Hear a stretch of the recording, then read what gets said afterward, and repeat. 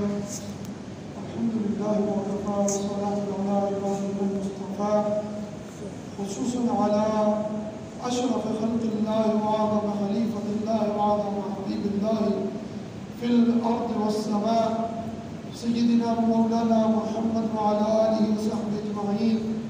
أما بعد فأعوذ بالله من الشيطان الرجيم.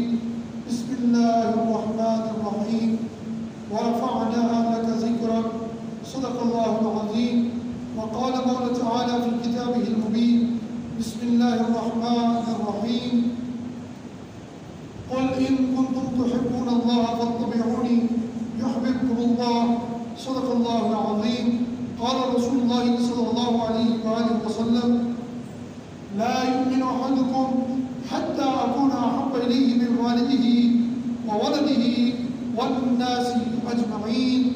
إنه تعالى كريم ملك بر رؤوف رحيم.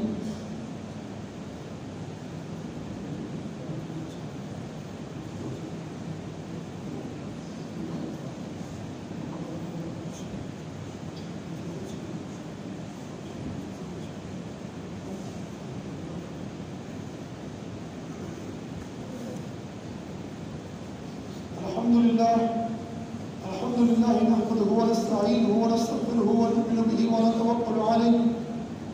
اللهم إنا نسألك العفو والعافية في الدين والدنيا والآخرة. يا رحمن الدنيا ارحم علينا. يا أجود الأجودين. يا أكرم الأكرمين. يا رحمن الدنيا ارحم علينا. يا رب محمد عليه الصلاة والسلام. إن الله تعالى قد فرض علينا حب حبيبه صلى الله عليه وآله وسلم.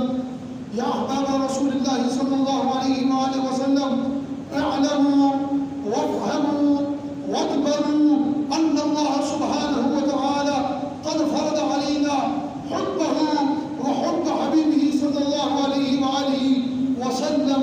يا أحباب رسول الله صلى الله عليه وآله وسلم، نحن ندعو من الله سبحانه وتعالى أن يرزقنا بحبه وحب حبيبه صلى الله عليه وآله وسلم. اللهم ارحم علينا يا أجود الأجودين. يا رحمن الدنيا. يا أكرم الأكرمين. يا أجود الأجودين. اللهم احفظ جيوشنا. اللهم احفظ شعب أهل باكستان يا رب العالمين. اللهم احفظ جيوش أهل باكستان يا رب العالمين. اللهم طهر صدورنا ونور قلوبنا بعشق حبيبك الكريم عليه الصلاة والسلام.